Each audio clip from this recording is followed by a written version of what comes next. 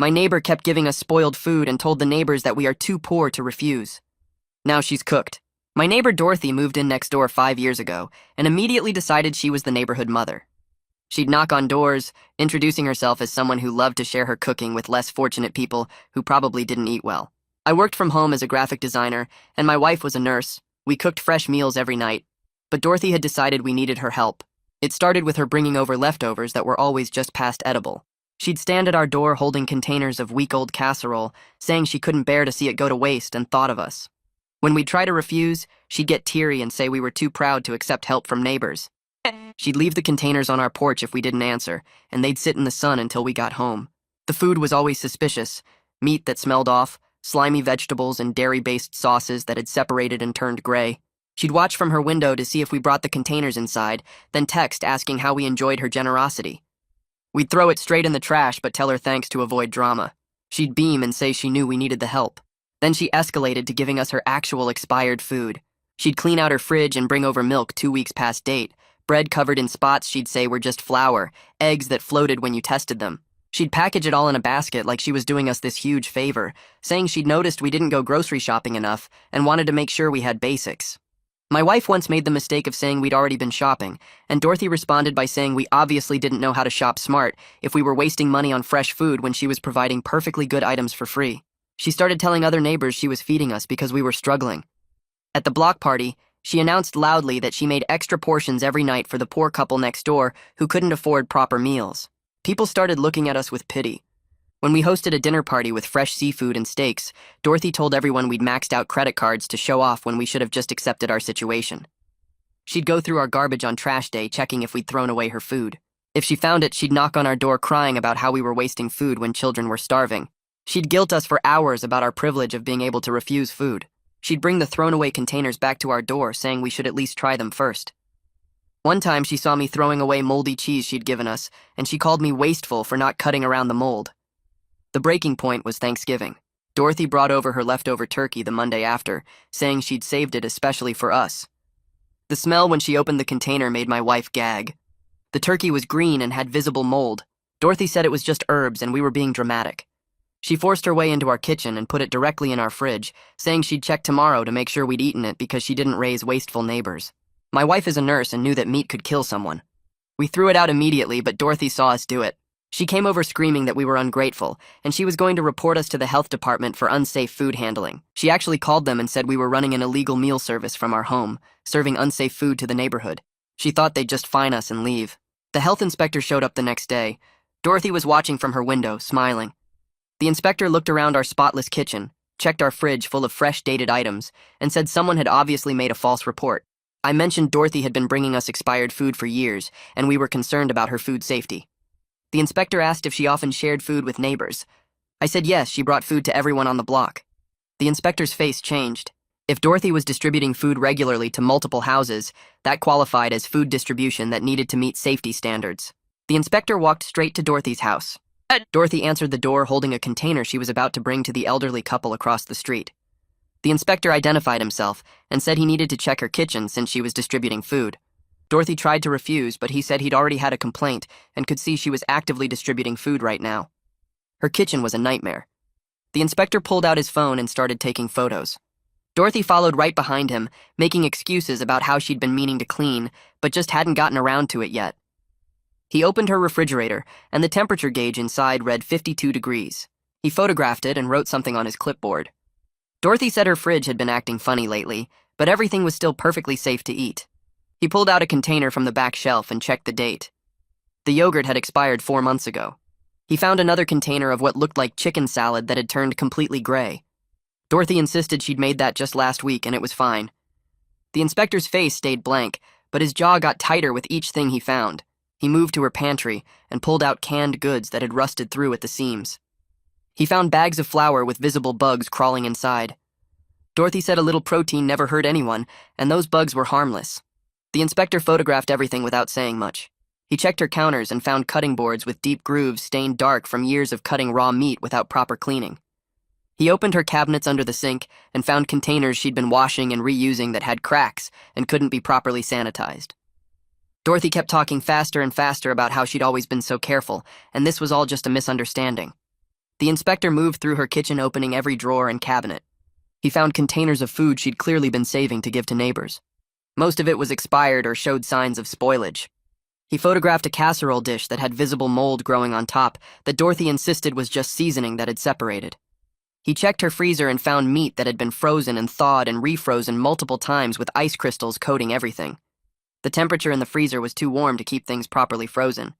Dorothy said she liked to keep it a little warmer so things weren't too hard to cut. The inspector spent almost an hour going through everything, while Dorothy followed him around explaining and justifying each violation he found. He finally closed his notebook and told her he'd be issuing a formal report. Dorothy's voice got shaky, and she asked if this was really necessary over a few small things. He said these weren't small things and walked back to our house. An hour later, the inspector knocked on our door. My wife and I both answered, and he asked if he could come in to explain what he'd found. We sat at our kitchen table and he went through his notes. Dorothy's kitchen had failed inspection on multiple critical violations. The refrigerator temperature was in the danger zone where bacteria grows fastest. She had food stored that was months past expiration. She had cross-contamination issues with raw meat and ready-to-eat foods stored together. Her food storage containers weren't food safe. She had pest contamination in her dry goods. He was issuing citations for all of it. She was ordered to stop all food distribution immediately until she could pass a follow-up inspection. He'd be filing a report with the county, and someone would contact her about the next steps. My wife asked if Dorothy understood how serious this was. The inspector said she seemed to think he was being unreasonable, but the violations were clear. I felt this weird mix of relief that someone official finally saw what we'd been dealing with, and guilt that we'd gotten Dorothy in serious trouble. My wife squeezed my hand under the table. The inspector said we'd done the right thing reporting our concerns because Dorothy's food could have made someone very sick. He thanked us for our time and left. My wife and I sat there for a while, not saying anything. Through the window, we could see Dorothy pacing in her kitchen, talking on her phone. I wondered who she was calling and what she was saying about us. 2 days later, the whole neighborhood knew about Dorothy's kitchen violations and the distribution ban. Jack stopped by while I was getting the mail. He's the elderly guy who lives across the street, and Dorothy had been bringing him food at least twice a week for years. He said he was relieved to hear about the inspection because he'd been throwing away Dorothy's food for years, but felt too guilty to say anything. His wife Caroline came out and joined us on the sidewalk. She admitted she'd gotten food poisoning from Dorothy's potato salad at a block party 2 summers ago, but never connected it until now. She'd been sick for 3 days, but didn't want to hurt Dorothy's feelings by saying anything. Jack said he'd seen Dorothy going through our garbage and wondered what that was about. I explained the whole situation with her, insisting we were struggling and needed her help. Caroline shook her head and said Dorothy had told them the same thing about being worried we couldn't afford to eat properly. Other neighbors started coming over when they saw us talking. Everyone had stories about Dorothy's food. The young couple 2 doors down said they'd been secretly composting all her deliveries. The family with 3 kids said their children refused to eat anything Dorothy brought because it always smelled weird. Person after person admitted they'd been throwing away her food, but felt trapped by her aggressive generosity. Nobody wanted to be the bad guy who rejected help from someone who seemed so caring. Caroline said she'd tried once to politely decline, and Dorothy had cried on her porch for an hour about how lonely she was, and how helping people were all she had. After that, Caroline just accepted everything and threw it away later. The next morning, I found a long handwritten note taped to our front door. It was from Dorothy and filled 3 pages front and back. She wrote that we'd ruined her reputation and destroyed her ability to help people who needed her charity. She insisted her kitchen was perfectly fine, and the inspector was biased because we'd poisoned him against her before he even arrived. The note went back and forth between angry accusations and guilt trips. One paragraph called us ungrateful and selfish. The next paragraph talked about how she'd only ever tried to help us, and we'd repaid her kindness with betrayal. She wrote that she'd been feeding half the neighborhood for years and never had a single complaint until we decided to cause problems. She said the inspector had been unreasonable and found violations that didn't exist just to justify our false report. She wrote that we'd hurt someone who only tried to help us, and we'd have to live with that. The note ended with her saying she'd never forgive us for what we'd done to her. I showed it to my wife when she got home from her shift at the hospital. She read it and said Dorothy still didn't understand that her food was actually dangerous. My wife deals with food poisoning cases at the hospital and knows how bad it can get, especially for elderly people or anyone with a weak immune system. We kept the note in case we needed it later. 3 weeks later, our neighborhood had its regular block party. The atmosphere was completely different from previous years. People were actually talking openly about their experiences with Dorothy's food. Multiple families admitted they'd been secretly disposing of her deliveries for years. Everyone shared stories about feeling trapped by her aggressive generosity. The elderly couple who lived next door to Dorothy revealed she'd cried on their porch for an hour when they'd suggested they didn't need her help anymore. They'd felt so bad they'd accepted her food for another 2 years just to avoid upsetting her.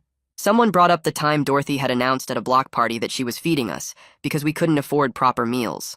Several people admitted they'd believed her and felt sorry for us. One neighbor said she'd almost started a collection to help us out financially.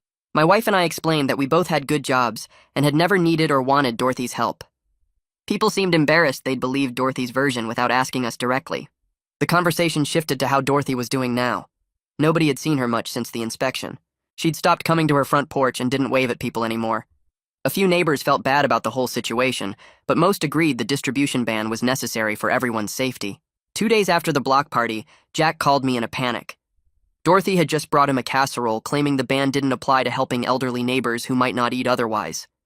The casserole smelled off, and he was genuinely worried about Dorothy's inability to recognize unsafe food. He'd called the health department immediately, and they said an inspector would come out the next day. Jack felt bad reporting her, but said he couldn't let her keep distributing food that might make someone sick. The next afternoon, the same inspector who'd checked Dorothy's kitchen the first time showed up at her house. I watched from my window as Dorothy answered the door. The inspector went inside and stayed for about 45 minutes. When he came out, his expression was grim. He stopped by our house on his way to his car and said Dorothy's kitchen was unchanged from the first inspection. She hadn't fixed any of the violations or thrown away any of the expired food. She'd just kept everything exactly as it was and waited for the ban to be lifted. He was filing an additional violation report for distributing food while under a distribution ban. A week later, Dorothy's sister showed up. We'd never met her before, but she introduced herself as Rachel and said the health department had contacted her as Dorothy's emergency contact. The health department was issuing more serious penalties, including mandatory food safety training and a formal warning that future violations could result in legal action. Rachel had driven in from 2 states away to help Dorothy deal with the situation. She asked if she could talk to us about what had happened. We invited her in and explained the whole 5-year history of Dorothy's food gifts and how it had escalated. Rachel sat at our kitchen table crying and apologizing for her sister's behavior. She said Dorothy had always had control issues, but they'd gotten worse since she retired 5 years ago. Rachel had known something was wrong, but didn't realize how bad things had gotten. She'd thought Dorothy was just lonely, and maybe a little too enthusiastic about helping neighbors. She hadn't known about the expired food or the unsafe kitchen conditions, or Dorothy's insistence that everyone needed her charity. Rachel said she was going to stay for a week to help Dorothy clean out her kitchen and try to get her into therapy. She thought Dorothy might have a hoarding disorder combined with compulsive helping behaviors. She apologized again for everything Dorothy had put us through. Rachel stayed for the full week, and we watched through our window as she helped Dorothy clean out the entire kitchen. They filled multiple dumpsters with expired food and unsafe containers. Rachel threw away everything that couldn't be properly sanitized. We saw her scrubbing Dorothy's refrigerator and freezer completely empty. She brought in new food storage containers and label makers. By the end of the week, Dorothy's kitchen looked completely different through the window. Rachel stopped by before she left to thank us for being patient with Dorothy and to apologize one more time. She said she'd be calling Dorothy every week to check on her progress, and she'd arranged for a therapist who specialized in hoarding behaviors. She hoped Dorothy would actually follow through with the therapy, but couldn't force her to go. Rachel gave us her phone number and said to call if Dorothy started the food distribution again. She seemed genuinely worried about her sister, but also realistic about the challenges ahead. After Rachel left, I couldn't stop thinking about whether reporting Dorothy had been the right thing to do. I kept seeing how much distress this had caused her, and wondering if there had been a better way to handle it. My wife came home from a particularly rough shift at the hospital and found me staring out the window at Dorothy's house. She asked what was wrong, and I told her I felt guilty about the whole situation. My wife sat down next to me and reminded me that Dorothy's food could have seriously hurt someone. She said she'd treated elderly patients like Jack who'd gotten severe food poisoning and ended up hospitalized for days. People with weak immune systems could die from the kind of bacteria that grows in improperly stored food. She said we hadn't reported Dorothy to be mean or get revenge. We'd reported legitimate food safety concerns to the appropriate authority. What happened after that was because of Dorothy's choices, not ours. We talked for a long time about how sometimes protecting people requires actions that feel unkind in the moment. My wife said if we hadn't spoken up and Jack or Caroline or any other neighbor had gotten seriously sick from Dorothy's food, we'd never forgive ourselves. She was right, but I still felt bad about the whole thing. 2 months after the initial inspection, Dorothy completed the required food safety training and passed a follow-up kitchen inspection. Rachel had been calling weekly like she'd promised, and Dorothy had actually been following the new systems Rachel had set up for tracking food dates and maintaining proper storage. The inspector who came for the follow-up told us Dorothy seemed genuinely committed to following the new protocols. Her kitchen was clean and organized, and all her food was properly dated and stored at safe temperatures. She'd thrown away everything expired and bought all new storage containers. She'd even put thermometers in her fridge and freezer to monitor the temperatures. The inspector said she'd passed the inspection and the distribution ban was lifted, but she'd been warned that any future violations would result in immediate legal action. Dorothy still watched our house from her window, but she hadn't approached us with food or tried to contact us at all.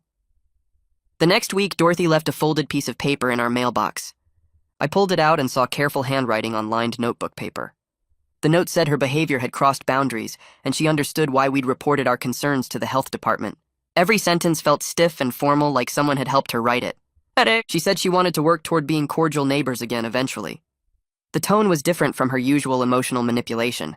It felt like an actual apology instead of another guilt trip. My wife read it when she got home from her shift. We sat at the kitchen table discussing what kind of relationship we could handle with Dorothy going forward. My wife said she didn't want Dorothy back in our house ever. I agreed completely. We decided we could manage polite neighbor interactions, but nothing more than that. No food gifts under any circumstances. No long conversations on the porch, just friendly waves and brief small talk about weather or local news. I wrote a response note thanking Dorothy for her apology. I suggested we start with friendly waves and short conversations to rebuild some basic trust. I put the note in her mailbox the next morning. She texted later that day saying she appreciated our willingness to try. The whole exchange felt awkward but manageable. We saw her in her yard a few days later and waved. She waved back without trying to approach us. It was the first normal neighbor interaction we'd had with her in 5 years. 3 months passed without any major incidents. Dorothy kept to herself mostly. We'd see her working in her garden or getting her mail. She'd wave but never tried to bring us anything or start long conversations. Then she put invitations in several mailboxes, including ours, for a small gathering at her house on Saturday afternoon. The invitation said she was serving light refreshments and hoped neighbors could stop by. My wife wanted to skip it, but I thought we should make an appearance to show we were trying. We walked over on Saturday around 3. Dorothy answered the door looking nervous. She'd set up folding tables in her living room covered with store-bought cookies still in their plastic containers. Bags of chips sat unopened next to bottles of soda with the safety seals intact. She kept explaining where everything came from and pointing out the expiration dates printed on the packages.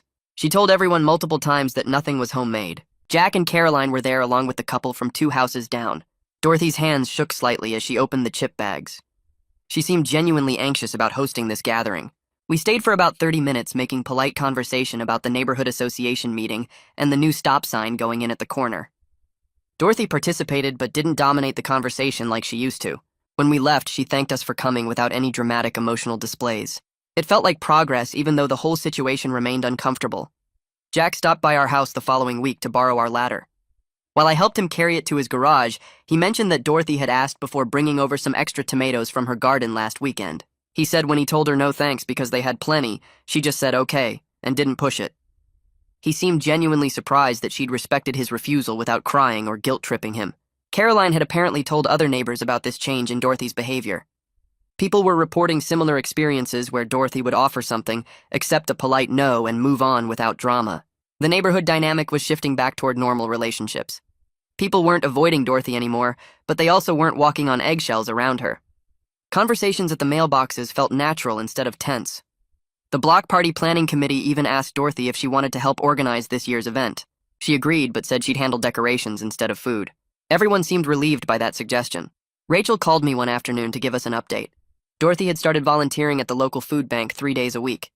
Rachel said the structure and supervision were really helping her sister channel her desire to help people in healthier ways. The food bank had strict protocols about food safety and storage that Dorothy had to follow. She couldn't just decide on her own what food was still good or how to distribute it. Rachel said Dorothy seemed genuinely happier working there. She got the satisfaction of helping people access food without the compulsive controlling behavior that had caused so many problems. The food bank coordinator had even complimented Dorothy's attention to detail with inventory tracking. Rachel thanked us again for being patient during this whole process. She said she knew it hadn't been easy dealing with Dorothy's behavior for so long. She promised to keep checking in regularly to make sure Dorothy maintained these improvements. 6 months after the health inspector first knocked on Dorothy's door, our neighborhood had settled into a comfortable routine. Dorothy and I would wave when we saw each other getting mail or working in our yards. Sometimes we'd have brief conversations about whether it might rain or how the local high school football team was doing. She never brought up the past or tried to force a closer friendship. We never invited her over or accepted any invitations to her house beyond that one gathering. The relationship felt sustainable because both sides understood the boundaries. My wife no longer tensed up when she saw Dorothy outside. The constant low-level stress of dealing with Dorothy's intrusive behavior had finally lifted. Other neighbors reported similar feelings of relief. The whole street felt more relaxed. People weren't avoiding their front yards or timing their trips to the mailbox anymore. We could just be normal neighbors who lived near each other without all the drama and manipulation. My wife and I talked one evening about what we'd learned from the whole situation. She said she used to think being kind meant accepting whatever behavior people directed at you. This experience taught her that real kindness sometimes means setting firm boundaries to protect yourself and others. I admitted I'd felt guilty for a long time about reporting Dorothy. My wife reminded me that Dorothy's kitchen could have seriously hurt someone. Jack was in his 70s with health issues. Caroline had diabetes. The elderly couple next door both took medications that weakened their immune systems. Any of them could have ended up hospitalized or worse from food poisoning. We didn't report Dorothy to be mean or get revenge. We reported legitimate safety concerns to the appropriate authority. What happened after that was because of Dorothy's choices and actions, not ours. The experience made us both more confident about setting boundaries in other relationships. My wife had recently told her mother that surprise visits weren't okay anymore. I'd finally confronted a client who kept demanding free revisions outside our contract. Standing up to Dorothy somehow made it easier to stand up in other situations where people were crossing lines. Rachel visited Dorothy every month to check on her progress. She'd call us occasionally to let us know how things were going. Dorothy was still attending therapy sessions focused on her control issues and compulsive helping behaviors. The therapist had diagnosed her with some hoarding tendencies mixed with anxiety about not being needed or valued. The food distribution had given Dorothy a sense of purpose after she retired, but it had spiraled into something unhealthy. Now she was learning to find purpose through appropriate channels like the food bank volunteering. Rachel said Dorothy would probably always have quirks about wanting to help people. The goal wasn't to eliminate that impulse completely, but to channel it in ways that respected other people's boundaries and followed proper safety guidelines. Dorothy had made real progress, but it was an ongoing process. She still had moments where she wanted to control situations or push help on people who didn't want it. The difference was, she could recognize those impulses now and redirect them instead of acting on them automatically. The neighborhood as a whole seemed different after watching everything unfold with Dorothy. People became more willing to have direct conversations about boundaries instead of just avoiding confrontation. The woman 3 houses down finally told the guy across the street that his dog barking at 6 every morning was a problem. He actually apologized and started bringing the dog inside earlier. Jack told the teenagers next door that their late-night basketball games were too loud. They agreed to wrap up by 9 on weeknights. Multiple neighbors mentioned to us that watching how we handled Dorothy gave them courage to address their own difficult relationships. Caroline said she'd finally told her adult son that he couldn't keep asking her for money. The couple down the street set boundaries with the wife's mother about unsolicited parenting advice. It was like the whole neighborhood realized that being polite didn't mean accepting behavior that made you uncomfortable. People could decline help, refuse gifts, and set limits without being mean or causing permanent damage to relationships. The key was being direct and consistent instead of hinting around or avoiding the issue. A year after everything started, Dorothy knocked on our door holding a small potted plant. She said she'd picked it up at the garden center and thought we might like it for our porch. The plant was clearly new with the price tag still attached to the bottom of the pot. It wasn't food, and it wasn't something from her house. My wife and I looked at each other and agreed this felt like an appropriate neighborly gesture. We accepted the plant and thanked her. I went inside and grabbed a generic gift card we kept for situations like this. We gave it to Dorothy as a return gesture. She seemed pleased and said she hoped we had a nice holiday. The whole exchange took maybe 3 minutes and felt completely normal. There was no underlying tension or manipulation, just 2 neighbors exchanging small gifts during the holiday season. After Dorothy left, my wife put the plant on our porch table. We both stood there for a moment looking at it. The plant represented how far things had come from the tense confrontations and spoiled food of the previous year. Dorothy had learned to respect boundaries. We'd learned to set them clearly. The neighborhood had learned that addressing problems directly usually worked better than avoiding them. Sometimes relationships could survive major conflicts if everyone involved was willing to change their behavior and rebuild trust slowly over time. About 8 months after the plant exchange, my wife came home from work with this huge smile on her face. She dropped her bag by the door and told me the hospital board had approved her promotion to charge nurse. She'd been working toward that position for 3 years, taking extra shifts and completing management training courses. The promotion came with a significant pay increase and better hours. We opened a bottle of wine we'd been saving and ordered takeout to celebrate. That weekend, the neighborhood had a spring potluck in the community park. We brought a pasta salad and set it on the long table with everyone else's dishes. Dorothy was there with store-bought cookies still in the plastic container from the bakery. Several neighbors came over to congratulate my wife when they heard about her promotion. Jack shook her hand and said the hospital was lucky to have her in a leadership position. Caroline hugged her and said she deserved the recognition after all her hard work. Dorothy walked over holding a paper plate with some fruit salad. She smiled and said congratulations, that it was wonderful my wife's dedication had paid off. There was no weird undertone about us needing the money or finally being able to afford things, just a normal neighbor being happy for another neighbor's success. My wife thanked her, and they chatted briefly about the nice weather before Dorothy moved on to talk with someone else. Standing there in the park surrounded by neighbors who saw us as we actually were felt really good. We weren't Dorothy's charity project anymore. We were just the couple next door where the wife was a charge nurse and the husband worked from home. 2 months after my wife's promotion, I landed a major client for my graphic design business. A regional restaurant chain hired me to redesign their entire brand identity, including logos, menus, and marketing materials. The contract was worth more than I'd made in the previous 6 months combined. My wife suggested we host a dinner party to celebrate both our successes. We invited 3 other couples from the neighborhood and spent the afternoon preparing fresh salmon, roasted vegetables, and a nice salad. We set up our patio with string lights and put out the good wine glasses we usually kept in the cabinet. When our guests started arriving around 6, Dorothy was working in her front garden. She looked up, waved pleasantly, and went back to pulling weeds. She didn't walk over to inspect our food or ask what we were celebrating. She didn't try to insert herself into the gathering or bring over some container of leftovers. She just stayed in her own yard doing her own thing. The dinner party went perfectly. Everyone enjoyed the food, and we sat outside talking until almost 11. After our guests left and we were cleaning up the patio, my wife mentioned how relaxed she'd felt the entire evening. There hadn't been any background worry about Dorothy showing up uninvited or making comments about our spending. The lack of drama and boundary crossing made us realize how much constant stress her previous behavior had created. We'd gotten so used to being on guard around her that we'd forgotten what it felt like to just be normal neighbors. A few weeks after our dinner party, I ran into Jack while checking the mail. He asked if I had a minute and we walked over to sit on his porch. He told me Dorothy had become a really valued volunteer at the food bank where she worked twice a week. The coordinator there had recently given her recognition for her dedicated service and careful attention to food safety rules. Jack seemed genuinely happy for her. He said it was good to see Dorothy find a healthy way to help people that used her desire to feed others in a positive direction. She followed all their protocols about checking dates and storage temperatures.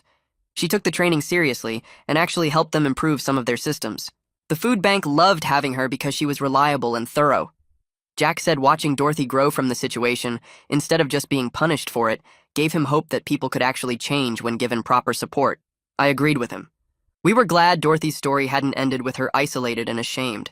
She'd done the work to understand her problems and found a way to contribute that respected boundaries and safety. It felt like the best possible outcome given how bad things had gotten. 2 years after the health inspector knocked on Dorothy's door, I was sitting on our front porch one Saturday morning with coffee. The neighborhood looked peaceful in the early sunlight. Dorothy was in her garden pulling weeds and checking her tomato plants. She'd started growing vegetables specifically to donate to the food bank, turning her whole side yard into neat raised beds. She looked up, saw me, and waved. I waved back. The interaction lasted maybe 2 seconds and felt completely normal. My wife came out and sat next to me with her own coffee. We watched the neighborhood wake up slowly. Kids rode bikes down the sidewalk. Someone a few houses down was mowing their lawn. Jack and Caroline walked past on their morning walk and stopped to chat for a few minutes about the weather and an upcoming block party. Everything felt functional and appropriate. People maintained good boundaries but were also genuinely friendly. There was mutual respect instead of forced obligations or weird power dynamics. Dorothy had found her place as someone who contributed positively to the community. We had our place as working professionals who were friendly but private. The whole situation had resolved itself in the messy but ultimately positive way real conflicts actually end sometimes. Speaking up had been hard and uncomfortable, but it turned out to be necessary for everyone's well-being. Dorothy got help and accountability that let her grow instead of continuing harmful patterns. We got our boundaries respected and our actual circumstances recognized. Sometimes people can actually change when they have proper support and consequences that push them toward better behavior instead of just punishing them.